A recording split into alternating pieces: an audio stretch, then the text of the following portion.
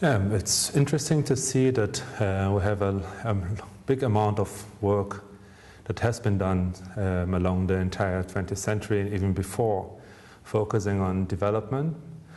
And many of these contributions are now being recovered and helping to understand and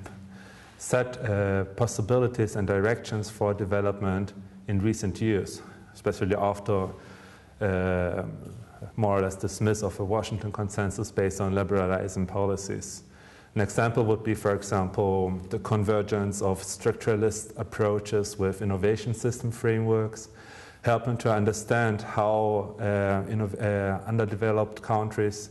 are fitted into global economic systems and how they could improve on that and promote a structural transformation and overcoming the situation of underdevelopment.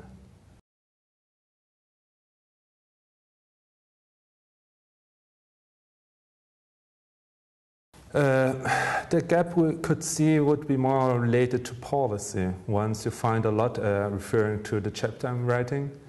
that a lot of scientific and technological innovation policy is actually focusing on what you could call a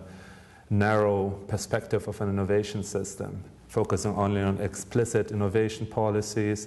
having sometimes a background of understanding of a linear innovation process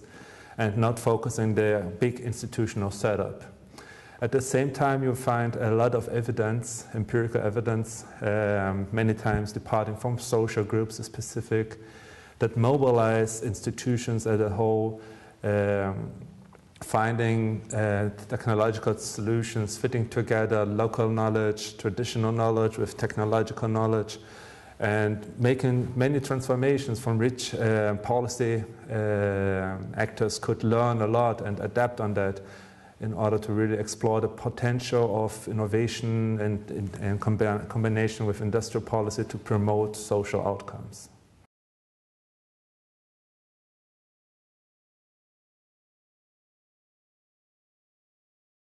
Yeah, the most issues that should concern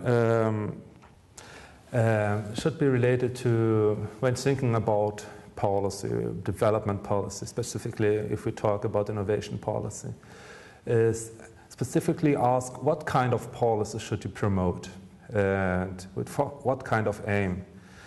On a broad perspective, you should think about building on innovation system and policies for national innovation systems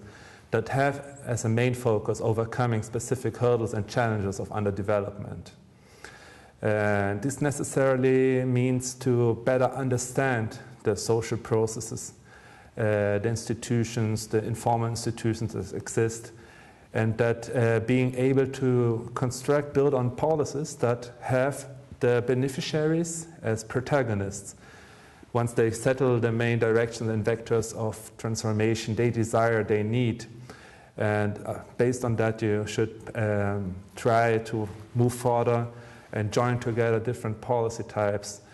and combining and converging innovation policy with industrial policy, with macroeconomic policy, also with social policies, cultural policies,